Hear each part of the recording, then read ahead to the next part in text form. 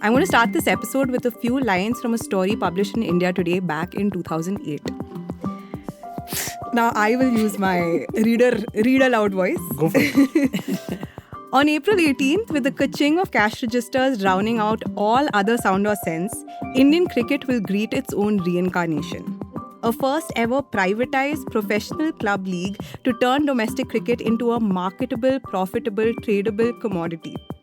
The BCCI's Indian Premier League has followed big promises with big statements, mostly financial, as a startled cricket world absorbed a 10-year, $1 billion media rights deal with World Sports Group and Sony, came the team franchise bids totaling 2,894 crore rupees, about $23.59 million. The successful franchise owners included blue-chip names from business and Bollywood. In a sign that IPL may be onto something, the Murdoch empire came shopping too. Cricket has seen nothing like this. Those lines were written nearly 2 decades ago by our guest today. Few people have watched Indian cricket from as close or for as long as she has. Sharda Ugra has been a sports journalist for more than 3 decades now. She's worked at Midday, India Today, and was also a senior editor at ESPN Cricinfo. This is a space that she lives and breathes, and we are so happy to have her on the show today. Welcome, Sharda. Thank you so much. So flattering to have your quotes read back to you. So flattering. Sorry about that.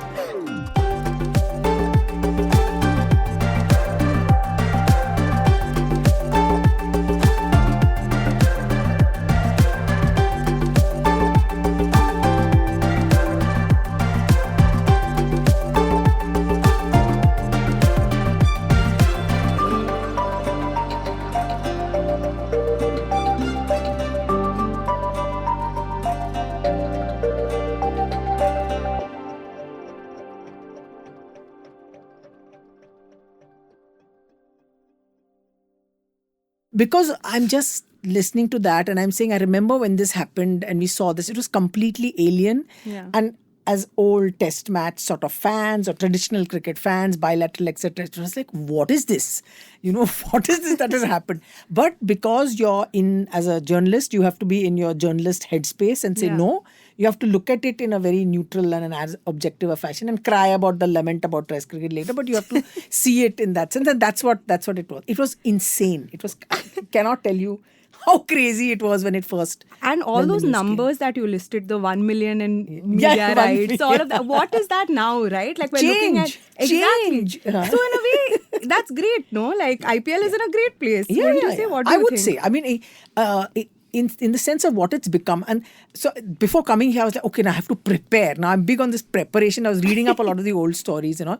And which I said at some point after this first season was over, I said, all that you're seeing is green, which is cash and envy, so that from everybody else. So that the way, one of the things I remember feeling and writing at the time was that it would not be allowed to fail, because the Indian Cricket League, ICL, that rival thing had just been mooted to the side. And, the ZTV guys had been in they had come and cried on television, cried in some program or wherever it was that I will do this. And so this was so rebel, but it was so institutional, there was no way it was going to fail. That I was quite sure of. Whatever I thought of it as a fan, but I knew that this was going to just become like this behemoth. Yeah. Interesting. And now, 18 years later, here we are. Yeah. Now, I need to make a quick disclosure. I know nothing about cricket, Sharda. The IPL is not about cricket. It's entertainment. It is cricket-tainment. It's cricket-tainment. Yeah. But even IPL, nothing, okay? Yeah, no, it is cricket, but yeah. Yes. Another version. This episode we are doing because my co-host Praveen Gopal Krishnan is the opposite of cricket noob. He even hosts a cricket podcast, which I understand you have been on as well. This thing. Bits and pieces. Oh, the legendary. Again, I don't know why. The legendary why India's top sports journalist is wasting our time listening to trash. It has the best jokes ever. I need to hear this. PGK has categorically said we cannot listen to it. So It's where so there's funny. blanket ban. It's very, very irreverent and sometimes profanities are uttered, but it is so funny. And you can literally understand people watching when they say the things that this. It's brilliant. Okay, so PGK, I'm guessing this is very far away from what you do on. It's not Bits at and all. Pieces. It's a completely different era of my life. I don't talk about it. But yes. But PGK, tell us why we're talking about IPL today. See, the reason why we are talking about IPL today is it's basically two things, okay? I have been to exactly one IPL game in my life, which coincidentally was the very first IPL game that ever happened here. Yeah, in Bangalore. Right? In Bangalore. Brendan McCullum IPL match, which if you don't remember, because you probably don't remember. So the first Maybe match not that born happened, also, I don't know exactly. Yeah. So the first match that happened was this match between Kolkata and Bangalore. That happened here at the Chinnaswamy Stadium. We are recording in Indiranagar, so it's like 5 kilometers away. And that was the first game, and it was literally a spectacle. So people said, just come. It was like one mela. Everyone came, and you said, oh, all of these players are playing together in one team. So good, so cool. There were fireworks.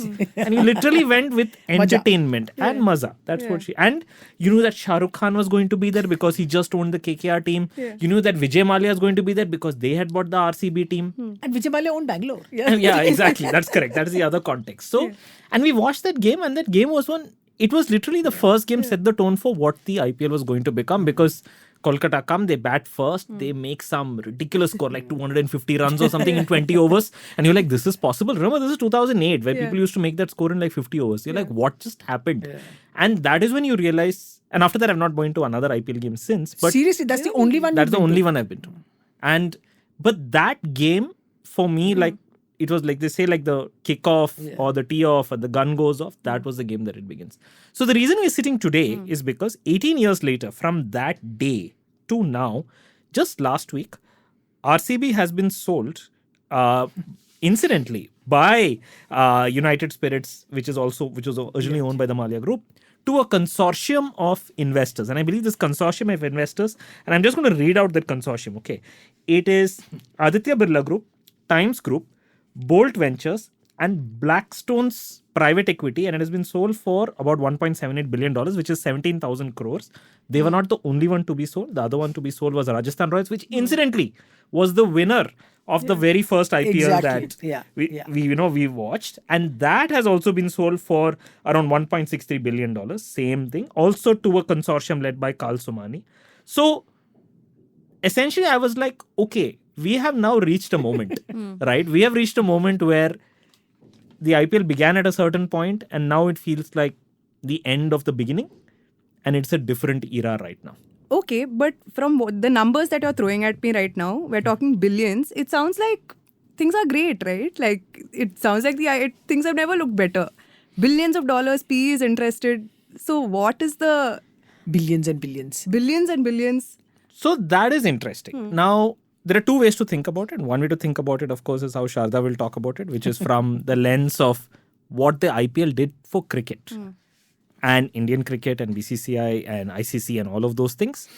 And I guess from a business standpoint, yes, it looks like it, but it's not that straightforward. There is reason to believe that this particular amount that you have basically made, it rests on several assumptions, and we'll have to see whether those assumptions play out. You know, my theory behind this is something I called, someone told me this expression later, OPM, other people's money. Somebody is bidding some other person's money on this.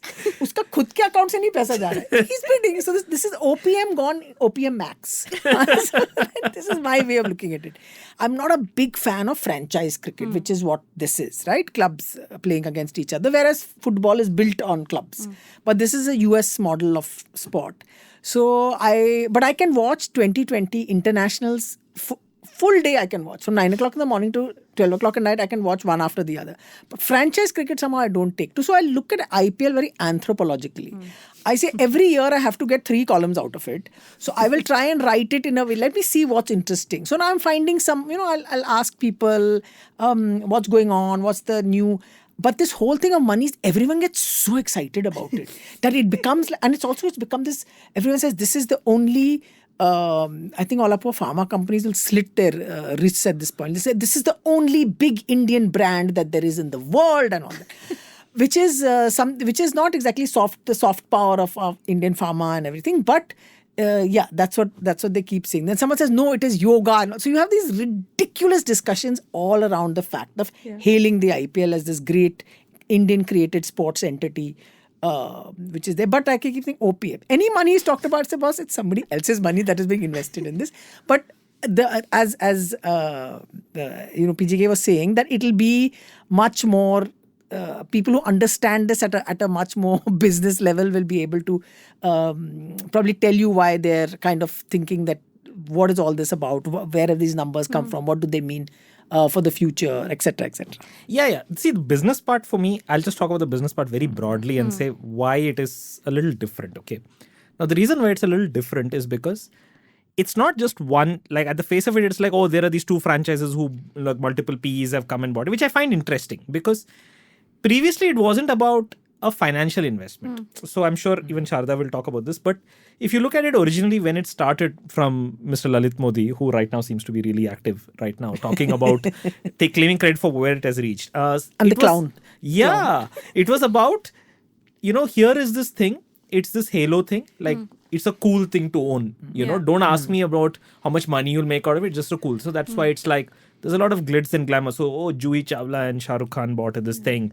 Vijay Mallya bought one. And of course, the Jeevanand Ambani's got one. So, everybody was trying to get in on, okay, we want to be the cool people who own a sports team. It's like rich people with antique cars or something. It's something like that. It was actually a bit like that, right? Now, when you see private equity getting in, what that means is somehow there is this translation that, this is actually a money. There is a profit part to this now, right? There is a way to make money out of this. And yes, I agree with Sharda, it is other people's money in some level. OPM. But still, there is some financial return. There is some Excel somewhere, which I don't think was there earlier. I don't think Shah Rukh Khan sat somewhere and made an equation that says, itna returns. No. So the whole story about, as Lalit Modi will also say, that it became friends and family. Like I had to get people involved in it. So he just reached out to as many people as he could. And his whole vision for it was US sports. And in US sports, you had like all the big Hollywood stars sitting on the court side in NBA, and you had some business type owner come there and do all their US sort of sports franchise thing. So that was his model, and he wanted to make it like, Monday night football kind of thing. But this is, so, there's this again, another business. So that's why I said anthropologically, there's this great podcast called Acquired. Yes. Which is which they did a 4.5 hour show on IPL, and I listened to 4.5 hours of it because I said, "Isko I have to hear," and I got column out of it also. But so their whole thing was that it has taken. What I found really amusing is that they said it has looked at all the American sports league, taken all their weak points, and then it's made it stronger. IPL was running like some random thing at the beginning, because the rules kept changing. Every Monday, some new rule would come. And Lalit Modi would think of something and then he would monetize this. And in the India Today piece, so Kaveri Bamza, my colleague who used to write, she said if he could monetize air, he would monetize it. Everything was being monetized. But now that this serious money has come in, the private equity money, and European people are interested in, some Swedish company had some interest in this and all that. Everyone says this is now the real deal. Like the world is taking notice. Correct. IPL was always sort of comparing itself to other leagues. And the last time I think their TV rights went. Yeah, when their media rights went for sale, they says this is the most expensive per match value is the most expensive. It's the second most expensive per match, per game media rights value, following after the NFL, which is every NFL match is some $40 million, and we are whatever. What is the number? There is some absurd number for that. But actually what I'm trying to say is that this equation has some assumptions baked, and I'll explain the assumptions. Assumption number one is that, okay, we are going to make sure that whatever we buy, we have bought this particular franchise. First of all, in the face of it makes no sense. And I'll explain why it makes no sense. Let's talk about the two teams that are there. Let's talk about RCB and RR. We are in Bangalore. let's talk about RCB as an example. Okay. We have won a title, Sharda's okay? favorite team. Okay. We have won a title, okay? We have won a title. And women have already one won. second. Here also, no Yeah. we. No we. I am You not are part what? of this. You are which? No. I'm like you, Sharda. I don't support any of these Acha. franchises. I am more Indian team. Anyway, Acha. so here's the deal. Rahil is neither. I don't know anything. I feel like to get back at PGK, I need to do an episode about like reality TV or something at this point. And then you see PGK. This is like reality TV only sometimes. That's true. Yeah. Yeah. So if you look at, say, let's just go into the RCB. Okay. So here's what happened. They sold them, like I said, for like 17,000 crores, which is around 1.78 billion. Now, if you take RCB and you say, okay, how much revenue do they have on an annual basis? Last year, their revenues were somewhere around, say, 520 crores, right? Now, if you really convert that, this is like you're buying RCB for 28x of revenues, which is the multiple that you have. Now, 28x is a pretty large number. Yeah. Okay. Even like Indian startups, in like AI startups, don't go for like 28x, right? What do they go for? What is the general? Well, typically like general rule of thumb in like tech is 10x. Sometimes if you're really hot company, it's 15x. But 28 neon. 28 is like little crazy. In fact, even before coming This here, is so IPL, yeah. This is absolutely this is peak IPL. this is peak IPL, right? So I went and checked, like, in fact, I really opened AI and I said, do sports teams go for like 28x for this thing, Which the AI revenue? And I tried this in Claude, and Claude basically said, yeah, it's on the high end, but it sometimes may happen because for EPL and NBA and all of these examples, it is typically it's much lower. Now, It's much lower in in NBA multiples. and in The multiples of sale is so much, right? Now, the reason why it may be, now I'll explain why it may be just. Number one is that the argument is it's a scarce asset, which means that there are X number of teams only. You're not going to like increase the number. Another AI startup can come, a different company can come, but this is it. So because it's scarce, it justifies this valuation. That's one. Second is that this revenue that you're getting right now will grow because exactly what you said, Sharda, about media rights. And we'll come to media rights, a very important point. Okay, that's the second assumption. The third assumption is that, okay, you know what? There is some strategic value to owning this. It is not just the money that I get, it is something else as well, right? So that's three. But the most interesting thing is, it doesn't matter if you're an IPL franchise whether you win or lose. Now, that is not true about, say, other places, like let's say EPL, etc. What happens is if you start losing as a sports team, you get relegated, which means you go to a lower league, viewership automatically drops. You really pay a price. You have to perform. Now, in this case, for every single one of these franchises, no matter what happens, they get, remember I said this 500 crores that RCB gets, 75% of it comes to their pocket every year, no matter what. And that 75% of it comes through Media rights. Yeah. Right? And the media rights is interesting. So the media rights, the way it works is, there is this organization called BCCI that Sharda has written a lot about. Okay. a fine organization. Very fine organization. So Professionally what they run. do is, they sell media rights for the IPL. Whatever they sell, they say, okay, 50% of it we keep.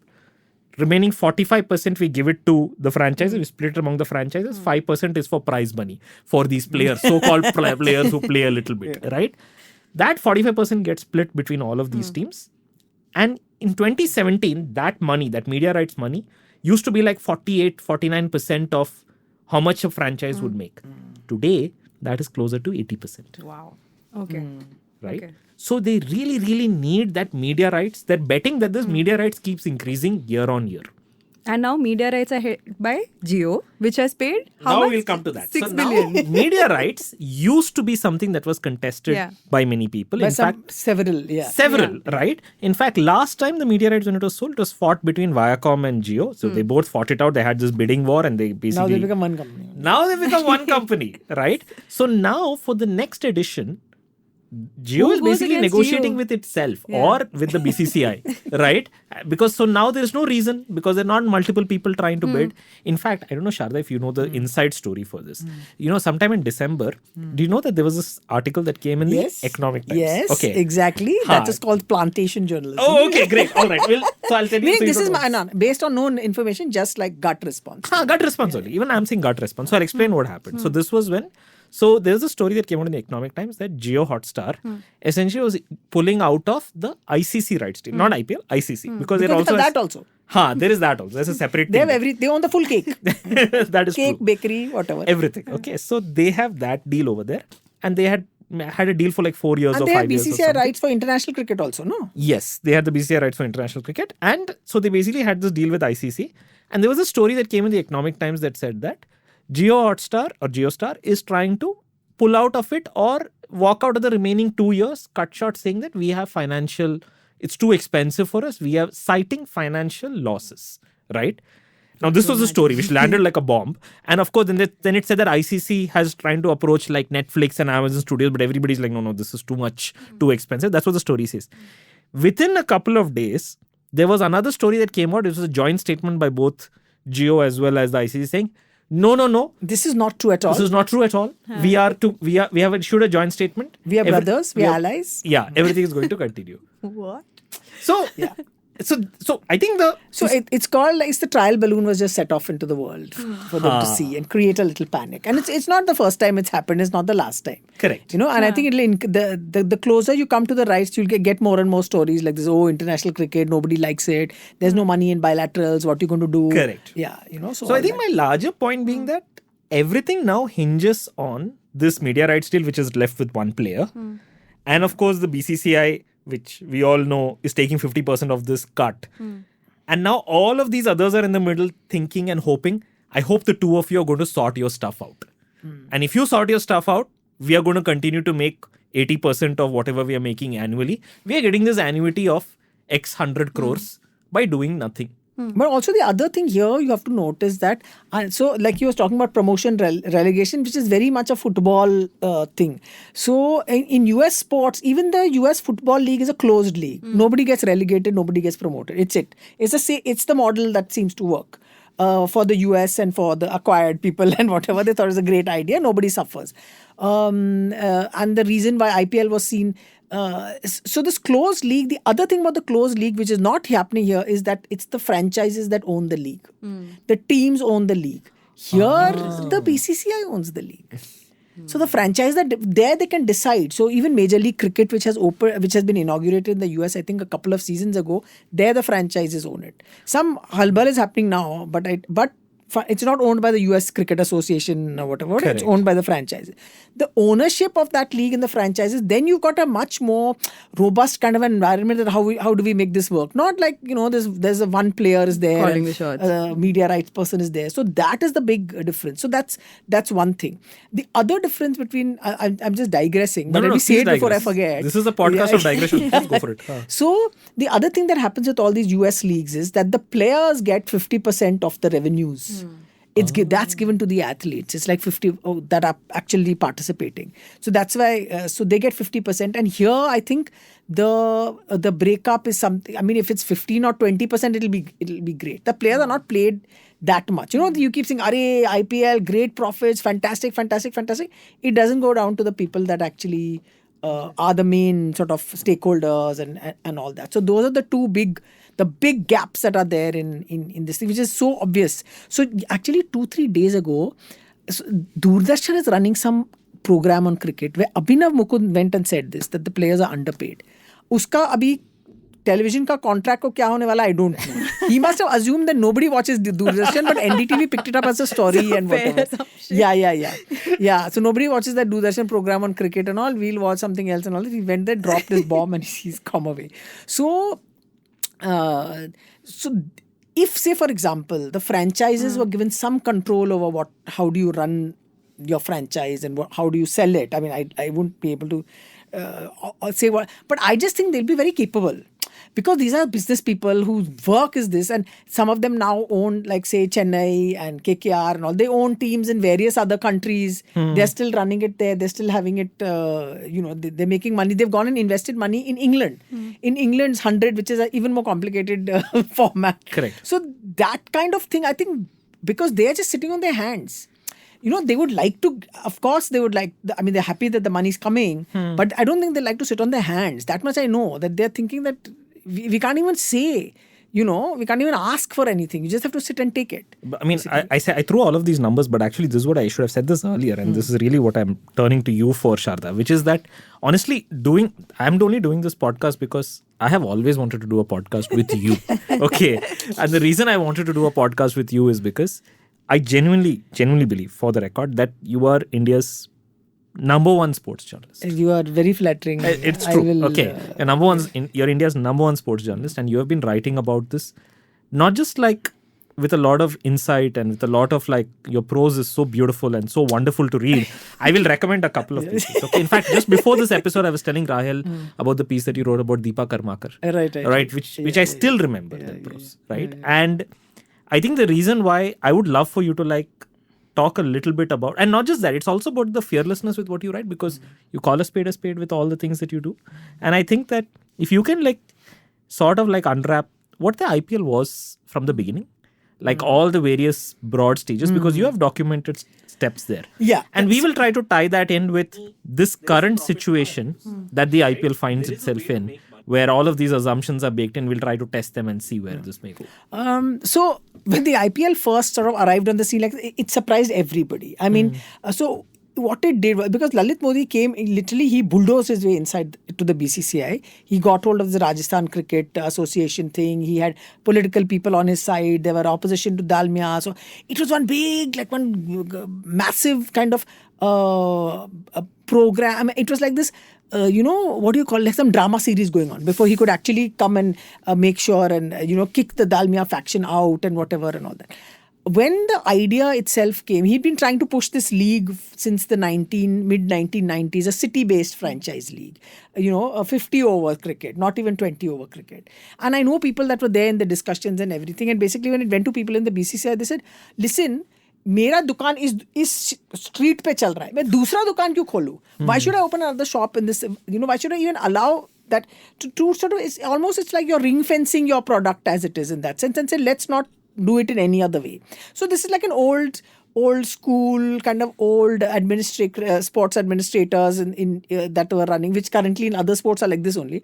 They were running it like, what they call kitchen table governance kind of thing. We'll all, and some of them are good people, and they know, a lot of them are good people, and there's no money in it. And when the money started coming through TV and everything, then everything has gone completely. So at that time, they're just coping with, all this money has come into television. They were going to, South Africa was going to make a bid for, that we want to, when South Africa was reintroduced into international cricket in the early 1990s, they said, how much money can we pay you to broadcast the match? The people in BCCI did not know what to ask for. They were thinking $10,000, $20,000. So South Africa came and said $200,000. Yes, thank you very much. Done. They did not understand because you have to pay Doordarshan normally to telecast matches or whatever, and satellite TV was coming. So in all of this, when someone came to you and said, I want to do city-based franchise league based like America, it was too much. They couldn't handle. Within 10 years, he was in the BCCI, Lalit Modi, and he had all these friends, and he was the Modi family company. So when he came with all this razzmatazz and film stars, and Vijay Mallya was all into his after parties, and all the players have to go to after party. So so you were trying to deal with, first of all, administrators that were old-fashioned.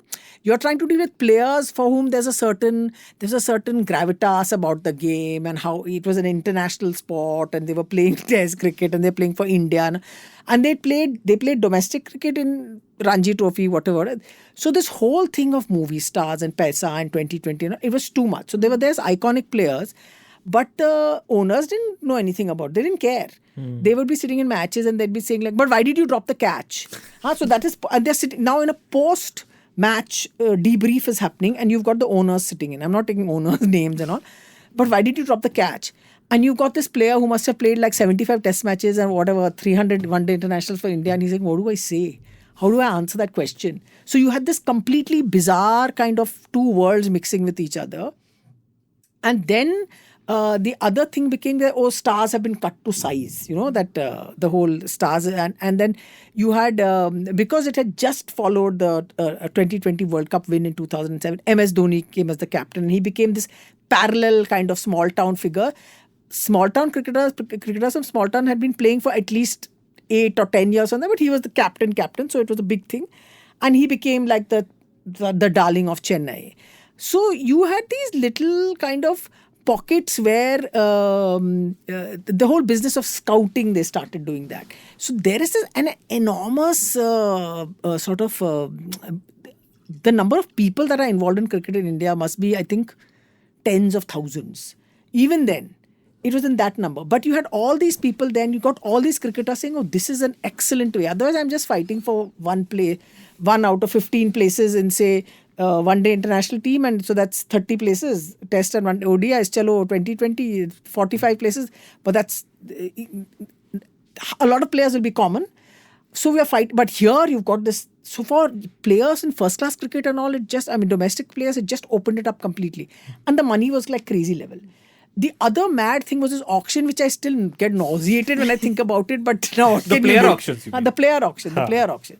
Yeah. The franchise auction. The franchise auction, because I say that because in the beginning, Lalit Modi, in fact, he put that out. He put a photo out. The bids and all that. The bids of that. So if you see, so basically what he did was when after the sale happened, he puts out this photo of actually everyone who had bid for the original. And this is pre-Twitter. This is pre-Twitter. All this is happening way before this. Before social media of that scale. You did have Facebook, or I can't remember because I'm not on. No, we had Facebook. I think we were post Orkut, but Orkut. We were post Orkut. I think Twitter had just begun, but nothing. Not like this. Yeah. Maybe it was happening in the West and it hadn't caught up here or whatever. Correct. And he had these columns, and if you see that thing, the columns are the cities, and the rows are who's bid and how much million, right? So you can see that at that time rupee was 40 rupees to the dollar. Yes, we have to clarify that as well. Yes, okay, we have to clarify that. So yeah, rupee was 40. So they had all of these. And in fact, they also had like Lucknow as one of the columns, which nobody bid for or something like that. And they had Ahmedabad also, I think. I think they had Ahmedabad too. You're right. They had Ahmedabad too. And again, nobody had bid for, or maybe the bid was too low, below a certain price or something. So it was like, okay, no. And then for the others, it was okay, who's bidding what. If I'm not wrong, United Spirits also bid for like a couple of others. Mumbai, but the maximum, Mumbai, you're right. But the maximum they bid for was Bangalore. And so obviously they get Bangalore. And Shah Rukh Khan had also bid for Mumbai. I think you're right. So there was all of this going on. Yeah. So that grid, I mean, it looks so quaint now when you look at it. You're like, literally on his napkin, he sort of like, it felt like that. You're like, oh, such a cute grid. Okay. And Rajesh, and the whole thing was, so the first bunch of stories that we did was, how many people that are involved in the IPL ownership are related to Lalit Modi in some way? Some cousins, some uncles. So, like who are the people who own Rajasthan? Why is it there? And remember, this is just happening post match fixing. So we are getting more agitated about it. Correct. And then Lalit Modi was uber agitated because we have to have proper sort of things in place. It has to be robust and whatever. And the great thing about him is that if you were a journalist, this was BlackBerry ka zamana. He would do long interviews on his BlackBerry. He would send you replies that are like excellent 3-4 paragraphs. You didn't have to write, just write upar niche and your story is done. So he will be replying to everyone. All of us who are writing on cricket, whichever organization also, I think. He was just 24-hour responsive. He was constantly sending you messages and emails and whatever. And not in the way that I will not talk to you if you ask me a good question. It'll be like, you are an idiot, you don't know, let me tell you. And he'll give you an answer. So it was that. So it really shifted everything. And then the other, then what we got to understand is how everybody else outside India loved the idea of Indian money and coming here and making money off it. Okay. It was almost seen as, of course, the English and the Australians were very dismissive, but it was also seen as a sort of post-Kerry Packer type of thing that, basically offering people more money to play. And Lalit Modi went around telling a whole bunch of all these younger cricketers, Yuvraj, Zahir, Harbhajan, whatever, that I'm going to make you a lot of money. You are going to make a lot of money in this. And he had gone to South Africa for that 2020 World Cup, which we won. And he said, you just wait, something is coming. You guys are going to be making a lot, like money you have not even seen. So that was the big sort of change that happened. But because it was so new, and like I said, they keep changing the rules every time. So I'll read out a great Jagmohan Dalmia quote, the former president of BCCI. Hated it. He used to call it, said, this is the corporate takeover of Indian cricket. And he said, this will naturally cause a conflict in the long run. Because even in this tournament, that's the first IPL, cricket administrators had very little say. That's because they were not... So, Lalit Modi took this IPL to these main centers, these 8 cities, 8 cities. 8 cities. And he just ran it himself through IMG people. Right. He was like, you just give me the ground. I am the boss of BCCI. I will do what I want. And he ran it through these IMG people that were there. So there was some sort of Deshbhakti element. What is this? Foreigners have come and they're running it and all that. But they ran it very, very smoothly. They were able to do that. Second year, elections were happening. So the government was against him for whatever. He may have belonged to rival party or sympathized with them or whatever. They got after him and said, you can't have IPL general elections. I'm taking you to South Africa. Correct. Within how many days? It was very quickly. 2 weeks, 3 Yeah, weeks? 2-3 weeks. He just immediately they shifted. Moved that the was whole supposed tournament to happen. South Africa. The whole thing got shifted to South Africa. So he took those because he took those IMG people. They went there and they organized the same thing. South Africa is very happy. They got money. It's like a plug and play kind of a model, right? Yeah, it was mad. And that's when then they decided that you have to have like anti-corruption people and, put it all in place and let it be proper and whatever it is, whatever. And that whole idea of then the people that responded to a lot, most of the commentators, they were very happy. Lot more days of cricket to commentary to do. Lot more. And people who understand or sort of saw the business side of it. And for all of us who are big old test cricket fans and all saying, yeah, what is this 6 and 4? Every time they're hitting sixes all the time. And it's so boring. But the crowds would come. Yeah. And also what these franchises did, and I always say this, Delhi Daredevils was the first Delhi franchise. They took that ground and they made it serviceable, like Firozshah Kotal. They made it serviceable for the public. You had to get through Delhi police and say, I will take your change and you cannot have change and all that. But once you got through that, it was a much better spectating kind of environment to go. Our toilets in that clubhouse, in the Kotla clubhouse were vastly improved. So everything became top class. And that was Lalit Modi's sort of insistence that everything has to be world class. It has to be like American football mein aapne kiya kuch time. That was a big change. So every time the franchises do something, you'll just see a little bit more spit and polish and a little bit more. You only went to one match and I've only sat in a press club and I've only gone in press seats, which is completely different to sitting in a normal stand. But a general much more fun. And then it became like a party. So one of my friends, when she went to an IPL and all that, she said, I feel like when I go to test cricket, I feel I have to know everything. But now when I go here, I'm just paddling I'm swimming happily, everyone's celebrating, everyone's clapping.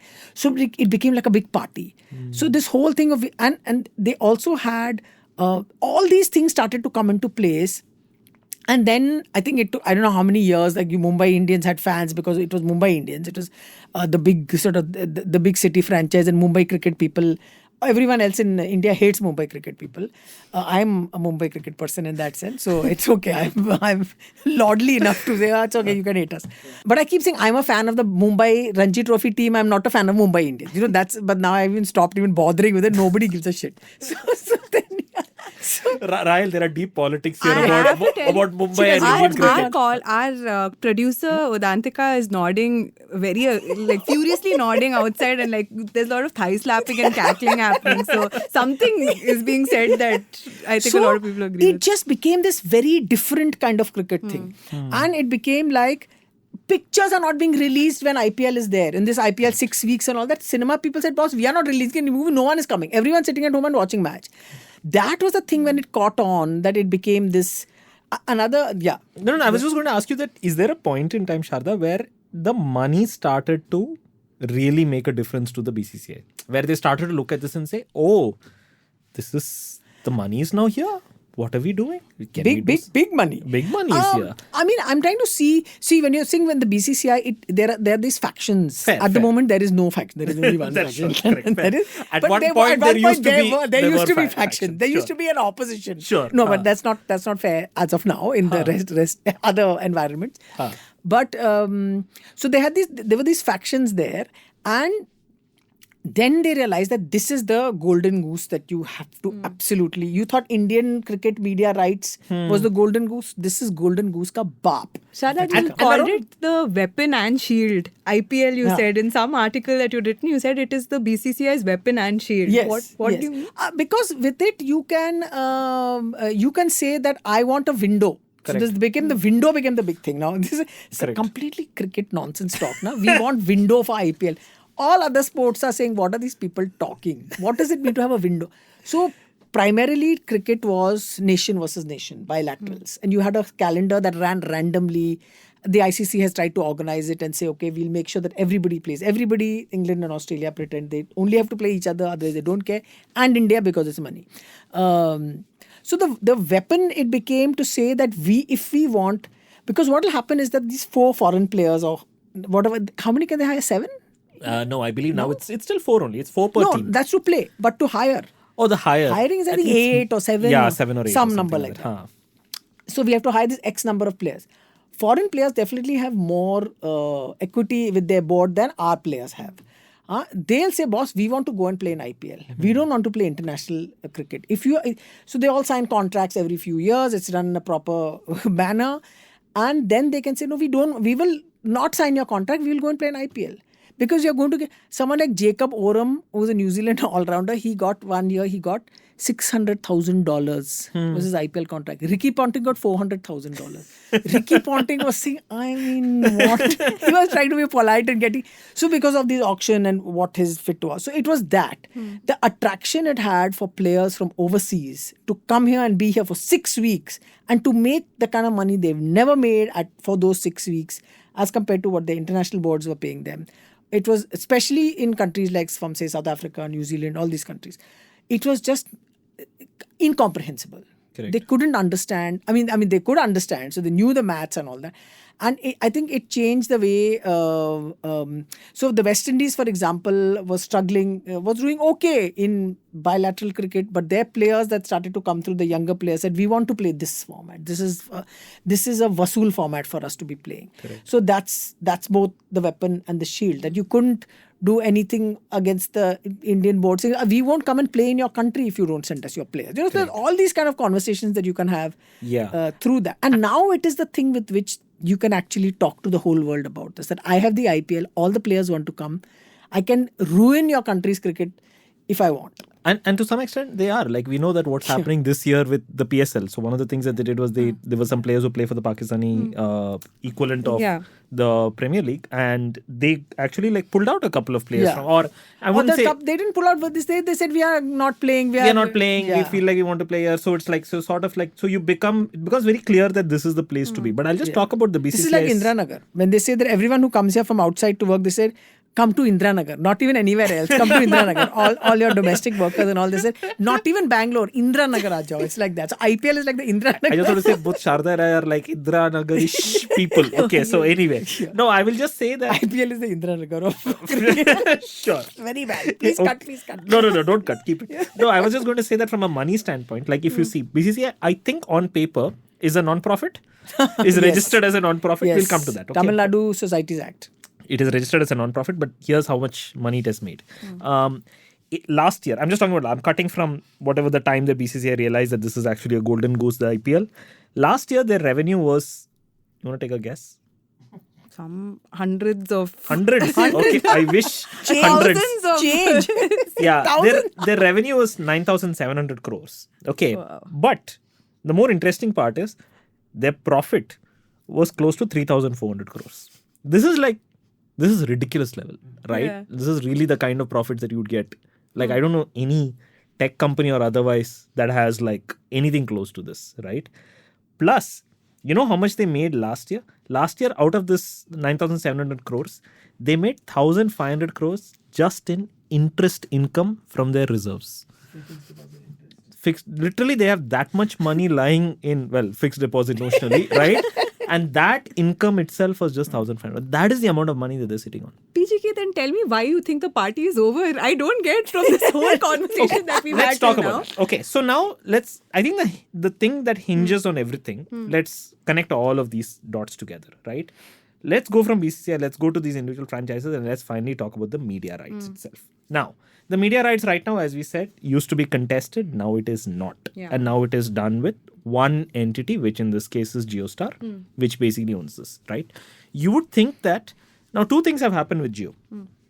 One is they used to do this complete free kind of a streaming until like 2 years ago for the IPL. I'm guessing the understanding is audience aggregation. Over a point, you build an audience. Yes, and what you people believe pay is for that, subscription. these are people who will watch for free, and then beyond a certain point, they will subscribe or do, and you can show ads to them, etc., etc. Now, I think last year they've gotten much more aggressive with subscriptions. So, in other words, can you watch the IPL for free now? Not that straightforward, right? Maybe you can watch a little bit in certain markets or certain Free, I don't think, yeah. Free, I don't think so, Nothing right? is So, you have to free always so you always pay something. That's one. But the real big thing that happened last year was this ban on real money gaming. Okay. Now, real money gaming is very interesting because real money gaming was, you had these bunch of these other organizations and companies like, say, Dream11, Mobile Premier League, etc. And they kind of like, there was this crackdown that came in that said that, look, this is all just a form of gambling. So what we are going to do is, you cannot continue this business model. And essentially, I don't want to get into the nuances of game versus skill versus chance, etc. But they said, no, you cannot do this, right? Now, and nothing to do with the IPL. You just can't run these companies with this kind of a model. You cannot do. Now, this is a big problem because what it really did was, it kind of broke this very strong advertiser connect that was connected to this streaming. Because these companies, they're all based on live fantasy. They're all based on fantasy live games, fantasy. Natural fit for the IPL. It's an extremely natural Yeah. fit. So because you know that an IPL is happening, and while the IPL is happening, you can also like have created a fantasy league. You can bet, you can play, you can make money, and you also so the apps and all of this companies, etc., get downloads, get action, get engagement, get money. And the people who do that are also watching and paying for IPL. So you sort of like get this kind of this at the same time. It's very different from, say, if you are, say, right now, if you look at the ads on IPL, I just watched the IPL started last week. And These are very good ads. They're very bad now. Now they're very... What, yes, what true. is that ad? Now it is like UPI Very good apps. ads. Yeah. Okay. Now No, it is... I don't mean that. Their general ads is like... No, that is also because Sharda, it has become mass market. No, anything becomes mass market, you have to become... No. Even when it was Mars, it was very good. No. Continue with your serious discussion. Then I will return No, to it this wasn't later. serious at all. So I'm just saying that because this kind of like schism has happened. In fact, there was this one report that I read that the long-term losses as a result of real money gaming going away is somewhere close to like 15 to 20% of IPL's advertising. Mad levels it was. It was was mad. everywhere. 2,000 crores teams, types. Like teams had them. They were team Front of the sponsors. They were Correct. overall sponsors. They were everything. Dream11, Correct. Dream11 was a My big Circle brand 11. sponsor. Yeah. All the time. And Non-stop. there was also this ecosystem where players were also brand ambassadors. Of, And they were doing those ads. They and were you doing remember ads. that 1 crore a day you can win and all that Correct. kind of stuff and all right? that. Yeah. So now this kind of like weakens. So because this weakens, so like I said, there are two tensions now. One is, of course, this multiple bidders have gone away and there is one bidder, which incidentally, if you just look at from a financial standpoint, is in huge losses just for this. So it has bid, I think it's on losses of somewhere around $1.5 to $2 billion just on the TV, on the streaming rights. So it has paid a certain amount for TV and streaming rights. And if you basically look at all the advertising subscription it's got, it is in a hole of like 1.5 to 2 billion. Okay, fine. It's due. I mean, whatever. It's not like a life sentence or a death sentence for them, but whatever. But the math is not working, is all I'm trying to say. Number one. Number two, you have this second hit from the advertising side. So you need a different set of advertisers, which you will get. But it's not going to be as simple That and much money. straightforward. So I was doing my research before coming. So I was told that AI, fintech, and electric vehicles are supposed to be the replacement companies for them. I would assume GLP-1 drugs also, but it's not as natural a fit, I guess. No, But I mean, maybe. Look, again... But this I just read in articles. I'm repeating. It might be true. I'm just saying that I think, Sharda, to your point, what happens is these companies always will come in irrespective of waves. Like crypto companies were the wave in Super Correct. Bowl like So 2-3 they were years always- back. So these waves will Correct, come and go. correct. But none of them have this natural Yeah. fit of a Yeah. real money gaming. Yeah, that's true. That's true. Company. No, sorry. I just realized I hadn't explained the Windows thing to you, right? Go for it. The window thing to explain, which was like the bargaining point, is to say that you have to make sure that there's no other cricket happening elsewhere in the world, so that IPL, all your players who are interested in can come and watch. Now, actually, some cricket does happen. But mostly no important cricket happens in this time. This there is the some time random where- test match between like Bangladesh, Sri Lanka, where a New second string Zealand team will goes and plays. plays some other second string team, something like that happens. And England starts its season in April. So for a while, England was very sort of snobbish about this, that our players are not going to come and play in IPL. They don't care. No? Quietly, when the money was seriously, they said, "Are you crazy? We are going. We want to play." So it wasn't that they forbade them from going because they have a cricketers association and players have some rights and all that. But it was looked on as this chichi thing that you can't get involved in. And when you talk millions of pounds and all, everyone wants to get involved. Millions, tens of thousands, hundreds of thousands, whatever. Everyone wants to get involved. So that was the fact that you're able to sort of work with, that's the kind of like mileage that you're able to get. That's the kind of talent you're able to attract. The whole purpose of it was you have to get the best talent of the world playing all together, and not just only Indian players. So everyone says, it's an Indian product and you have the national anthem playing and everything, but you had to get the best talent. The dream was you had to get the best talent from everywhere. what they started doing in this thing is saying we are going to have and another. I mean, I agree with what PGK is saying at some point, because they said we're going to increase the number of matches per year. At which point we all were thinking, oh my God, this is never going to end then. So it looked like, oh my God, like 10 months of the year is going to be IPL, is it? Oh my God. Okay, so I mean, it is some people's dream that it will be 10 months of the year. I know. But it was like, oh, shoot me. So they once said normally they now have, because they are now 10 teams, they now have 74 matches. Correct. In some complex calculation, all of them play each other once but not twice. Some teams play, it's there somewhere, you'll understand it. They said this year that number was going to go up to 84. They said that it's going to be increased. No, it is still 74 now. They actually went back on that. Correct. It's the first time. So that is what he's saying. Yeah. Because and the money bid that they made, the big Jio made that big was for 74, 84, 92 Correct. or whatever the number. So the reason why they did not increase it is because if they increase it, now what happens is you also want your media rights to increase by a proportional amount. Yeah. Now, because like there was a report by I think Media Partners Asia, which sort of projected the media rights for the IPL for the next few years and said that it's going to be flat. It's not going to increase. And the reason for that is simple, right? Who's going to take on Jio? Who's going to take on Jio? And Jio, why should Jio pay more? And because anyway they're in this place, and anyway the not like advertising revenue is going to go up significantly, so it's going to be flat.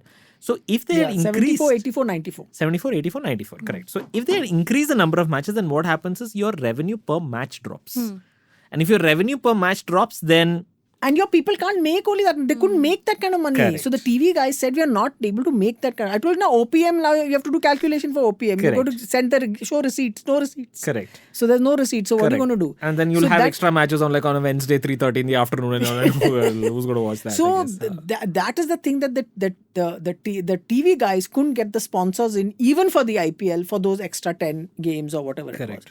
And so it's gone from 6 weeks to now something like 8 or 9 weeks. How Yeah, long will it it's take? something like that. It started 28th. It'll finish on the 31st or 30th of May or something Correct. like that. So you're going full 8, almost 9 weeks. Correct. Sharda, I have to ask you, what's the perspective of, like as it continued, like when you go to like say 2015, 2016, 2017, when it starts to become bigger, Yeah. from a player standpoint, right? I know you talked about foreign players, but I'm also interested from an Indian player standpoint. I mean, it's what you're seeing definitely is that there's a great story. I won't take names because it's not fair. It's okay, you can tell us after. I'll tell you afterwards. Okay, yeah. fine. So one Indian player just made it in the first season. Big headlines, fantastic, great. He's not answering the phones of some guy who's calling him saying when the next signing with that signed with us. You know, one senior iconic player was calling him and saying, make sure that you sign with us. He's not answering the phone only. So it had reached that level.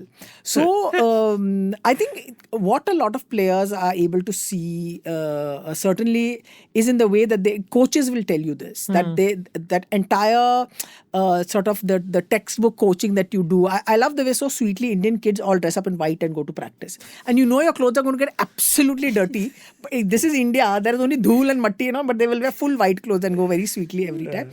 So everything changed because it became about, never mind, this Indian team is great, but let's see if I can get myself an IPL contract. Let's see if I can get myself noticed. And you're talking male players now. And when the women players came into it, just we have to talk about the WPL. massive explosion, massive.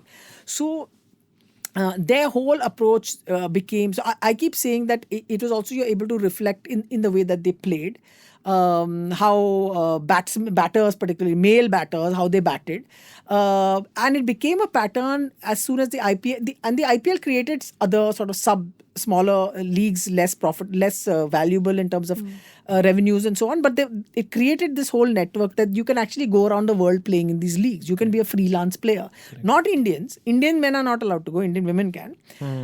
But because the IPL money only is so big, that a cricketer can say, let me focus my attention on being a very, very good 2020 player. So what has started to happen, so even say players of the generation of Virat Kohli or Rohit Sharma, they come through the system through the old pre-IPL system.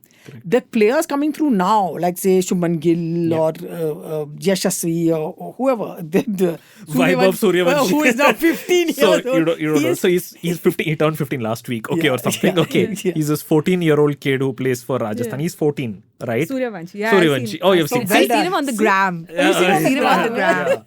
So he's and Shahza's right. He's not come through the regular And system. he was born after IPL was created. Exactly. He's not- there's some cricketers who've seen IPL, but he's born after IPL was created. Yeah. So it's like so that is what has changed in the sense that they want to play in a different way.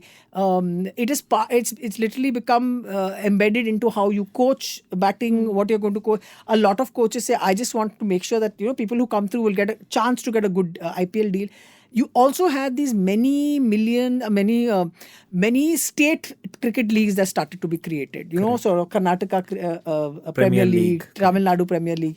So everyone wanted to be an owner, own a team, and hang out. Some of them were, I think Karnataka had some scandal about fixing or something a few years ago. Then they revamped it and whatever. I think so. But these mini leagues that have come out, it's literally like they've spread across districts and whatever. So let me try and make it here. If I can play well here, let me try and make it somewhere else. Let me try and see if I can get a chance to play in another league as an outside player for somebody else.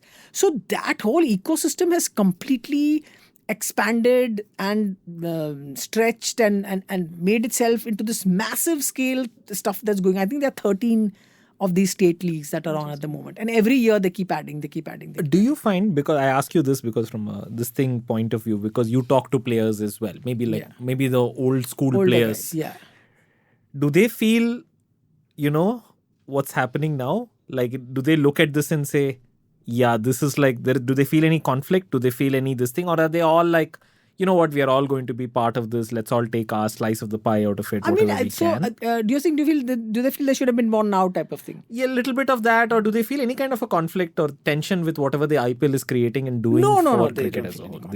I remember I asked Tendulkar a question about whether he would have had to, suppose he was playing now, would he play all these crazy shots that they play? The ramp and this thing. He said, no, I think I would have managed on my own with what the shots I played. I mean, it's Tendulkar. I agree. Yeah, exactly. He said, I would have been fine. I would have been okay. I would have managed. Yeah.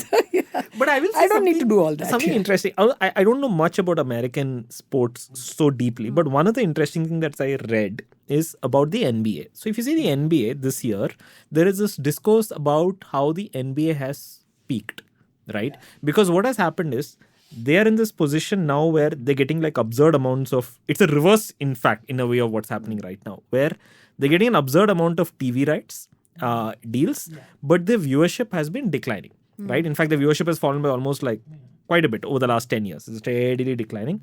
So that does not match anymore, right? I guess at some level for the IPL, it all comes down to how many people are watching this and what can they do with that money. So it just keeps going down that path. The most interesting part that I find about whatever is going to be the future of IPL is that it hinges on these two parties coming to some kind of, like basically two big, I don't know what you want to call them, gorillas in the room. Let's call them gorillas in the room, right? So you have the BCCI on one hand with all of this, and of course you have Jio Hotstar on the other side, right? Fundamentally, if you really think about it, they have to come to an agreement about, it rests on their agreement. How much is yours? How much is mine? Because whatever is that agreement, that is what the franchises get, and hence the private equity who owns those franchises get, which is essentially what I'm saying. It's like this having this two, like imagine like if you were a family, you were okay, this is the dad, this is the mom, they're going to sort it out. When they sort it out, life will be good for me. But listen, don't you think the other stories that you keep reading about, this is that saying that they're going to try and they're trying to what is it? Some other model they're going to follow, this TV, that someone will pay extra money to only televise live a set number of matches. Like this, you pay extra to have your channel only look at, say, Mumbai Indians games, or Mumbai Indians will have their own TV channel, or YouTube will start to do something, or FIFA has just sold to who recently? YouTube, FIFA is going to do the World Cup on YouTube or something. Sure. So is that not a way out of this? I don't know. I feel, Sharda, that if that were true, maybe it's going to happen, but I feel like if that were true, you would see that in the balance sheet of RCB as an extent. So for instance, then, okay. I would say that after the sale, or even before it, I'm saying that if you're RCB as an example, and let's say you make 500 crores a year or 520 crores, whatever that number is, it's okay. Media rights sales that you have no control over, wouldn't be close to 80%. No? Shouldn't be. Shouldn't be. I mean, maybe now it will increase because now if you see they do this unboxing over here in Chinnaswamy and there is like a big crowd of people coming there and paying money to get them. I'm like, okay, maybe there is a way to monetize these things. Like they'll just follow the US example. Like they'll do a pre-season training and they'll do whatever. Correct. The unfairness in all this is that our players cannot go, Indian players cannot go and play in franchise leagues elsewhere. That we are control. It is basically like unless you're retired completely. Retired, they'll say for 4 years or 14 years or some nonsense term they'll do. So and it's just started that they've allowed them to do this because there's so many players and players are very frustrated about it. They're really angry. But of course they will only tell us and we will write and nobody will give a shit. They won't make any difference to them. So because that it's almost like in any other country if they try to do it, they would be taken to court for restraint of trade. Correct. They would say you cannot do this. This is ridiculous. But here it's fine because the BCCI, this great social welfare body, is yeah. So I've got the analogy. So the analogy is it's like you're in a family. It's like you have a dad and a mom, and you just want them to they will sort it out. If they sort it out, then as kids you will have a good happy life. You're just trusting them to sort it out. Yeah. Except one of your siblings you are the adopted child because one of your siblings is the original child and that child is Mumbai Indians. Because if you really think about it, Mumbai Indians is owned by Jio. So Jio is the broadcaster. So it also has a team in the running and that team's revenue comes from BCCI selling the media. So it's like this thing they are basically connected with each other. But in all of this, there's also one overly invested aunt, which I see as Blackstone backed consortium. Blackstone. What is this Blackstone? I want to know more. So it sounds like a very sort of one. No, I'll explain. So it's not that. In fact, one of my colleagues, Sumit, he did a piece on this like just some time back. We'll link to it in the show notes. And he did this thing about why is private equity running towards IPL. And he draws his analogy between, he says that, look, if you really think about it, private equity always has a different set of thesis across multiple industries. They run towards, say, education. And if you look at education, he gives us example. It's also a story that we did at the Ken about this. Look at the coincidences. It's a non-profit education company, right? And so why is private equity investing in this non-profit education company? Because this education company, this set of schools or a university, etc., what they do is they pay someone for rent. There is a land that they own, they pay someone for rent.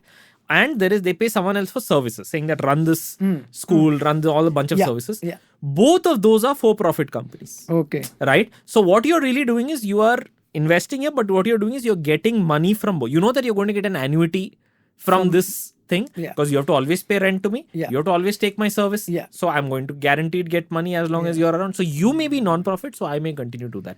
Okay. So there is a different thesis in education. There's a different thesis in healthcare where if you look at all the hospitals now, right? If you don't realize, they're all now private equity owned. Yes. So they've all taken over. Why? Because they feel like there is inefficiency here. We think we can consolidate and make some margins over here. Yeah. If you look at, say, pharma is another example. We spoke about pharma. They also, here the thesis is very simple. We are going to get money every year, no matter what. From somewhere. From our central revenue or whatever. Central revenue. This revenue is going to come. 80% of our money is going to come regardless. What is the risk? What is the downside? One of the private equity companies that came very early was the CVC Ventures. CVC karke. Yes. They came very early after having worked at Formula One and then sold from there. They came to Gujarat, I think. No, they came to Gujarat. And they had an exit as well, if I'm not wrong. They had an exit. Exactly. So that is the thing that I'm trying to find. So so do tell. Yes. But I think that I'll find this out. Okay. But I think the part that I am most interested in now, Sharda, is what do you see this going forward? I keep saying... I know it's very hard to ask journalists about predictions. Yeah, but I'm just very bad anyway. But I keep saying this will not be allowed to fail. That's my stand. Like from the first year, I said this will not be allowed to fail. Fair enough. I think, Sharda, I think the point has been changed. So what is fail? Huh? No. That's not what I'm saying. I'm saying that this will not be allowed to fail is what you said or what you wrote and what you believed in 2008. Yeah. When you begin, you say this will not be allowed to fail. Now, I guess in 2025, the question is no longer about whether this will fail. This is not going to fail. It is about how can success be maximized and what is the best. Because now that is what people are really betting on. Blackstone and the private equities of the world are not betting on the fact that... On cricket. They're not betting on the fact that, this is not going to fail, so now let's put money. No, it is that... This is a profit-making venture. There is an upside here. I'm saying that, can that upside really be realized the way that they expect it to be? Because we've already said like 2-3 places where it can get capped. And that is the business side of it. Yeah. But I'm sure there is a cultural cricket side of it that sort of caps it as well. I mean, I think cricket has moved on a lot since the time this has started. Because there are these multiple leagues and there are these multiple sort of investments that are happening everywhere through these very leagues. And I think 2020 is the format that is going to now either we'll say take over, cannibalize, whatever, the rest of the sport, because it is lucrative. Because it earns you money for of sort of many X for players and 300X for company administrators or whatever else the thing is. So I think I don't think there's a going back on this at all. And I think this is the format that they even see as sort of being able to spread the game elsewhere. I mean, that's one of the branches on which they'll hang this thing. Not hang it. I mean, wrong verb. It's one of the Peg this on. one of the pegs on which they will they're sort of promoting 2020 cricket. The danger is to the most traditional form of the game. The danger is to the others. I think 2020 as a format people won't get tired of it. All of us who are saying what is yesterday, last two matches so boring, everyone with it's okay. People will just switch on the TV and watch again. It's not like it'll. I don't think it. So are you suggesting? Are you suggesting that like IPL, whatever it is today, for it to go from whatever it is today to something much bigger, right? The only thing that's nightmare of 10 months. Nightmare of 10 months. Okay, 20 teams. Like Trichy as a team, Nagpur as a team, like Hubli as a team, multi-levels. Okay, whatever. I'm not saying it's a bad thing. I'm just saying all this is going to happen. You're saying that are you telling me, as Sharda, the cricket journalist, you can't be telling me that the only thing that's stopping it is the business economics of it? Not at all. Not at all. So that's what I'm saying. I'm sure there must be you're saying the only thing that's stopping it? Yeah. I think the only thing that's stopping is mistake. It makes me very nervous when the honestly, economics of it is the thing that stops. It is the only thing that will stop it. That it'll not be profitable because people are just. I mean, it's like cricket and cinema are the two big pop culture phenomena in this country. And currently, cinema is going through a bad time, but cricket is an unpredictable whatever thing. People are still watching it. They'll still watch it. The only thing is if these numbers become, that's OPMs is now suddenly they said show receipts and there are no receipts to show. That's the only thing that you'll have to get that to my mind will stop it. It won't be that people will get bored of it or that it'll they don't care that if it's stealing from the essence of the game or whatever. Their kids these days are practicing range hitting and all that from the middle of the pitch and six hitting and all that kind of. They do when they're growing up and they're trying to. And this 15-year-old child is now playing and he'll play for India and he'll play.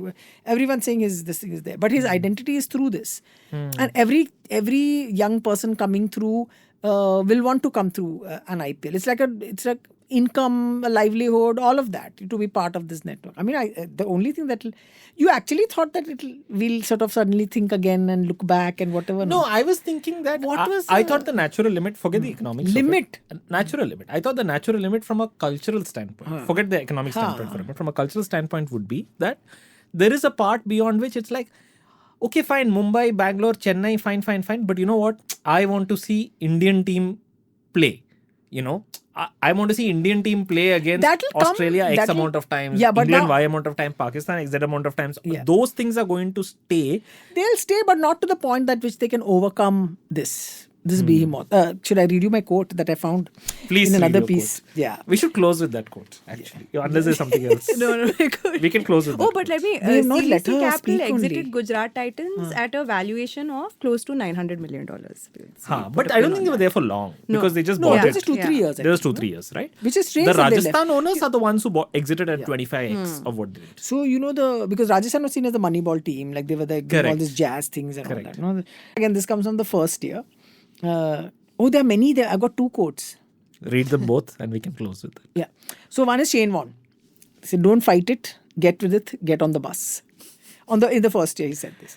Appropriately for Ryle, Shane Warne was the captain of Rajasthan Royals, the first team, again one of the teams that was sold last week, and also the first team that won the IPL. So and also a great cricketer, of course, from traditional cricket, like a legend of the game. All-time great. Is unfortunately not alive anymore. He really he understood IPL and what it stood for right from the beginning. Absolutely. He was just there. And then this was Gautam Gambhir to Glenn McGrath. I printed this in my story. I'm trying to remember where did this quote come from. if either of them didn't say it, hear it, whatever, sorry about it, but it's too good. He said, "This is our Frankenstein. We made it, and now it's left the room." And he's talking about The IPL. Crazy ending. So awesome. fantastic. Thank you so much. I had so much fun. I had so much fun too. Thanks so much. Thank you so much. Thanks for It felt like inviting an me. education. I feel like. Thank you for listening to this episode of 2x2. This episode was produced by Udantika Kashyap and mixed by resident sound engineer Rajiv CN. If you feel there's something we've missed out in this discussion or feel some numbers or facts don't add up, you can write to us at 2x2@theken.com. And if you're listening to this episode on Apple Podcasts, please show us some love by leaving us a rating. Lastly, if you love the episode, share it with people, your friends, family, or colleagues who might find it insightful as well. We'll be back next week with an exciting discussion and a 2x2 for you to think about.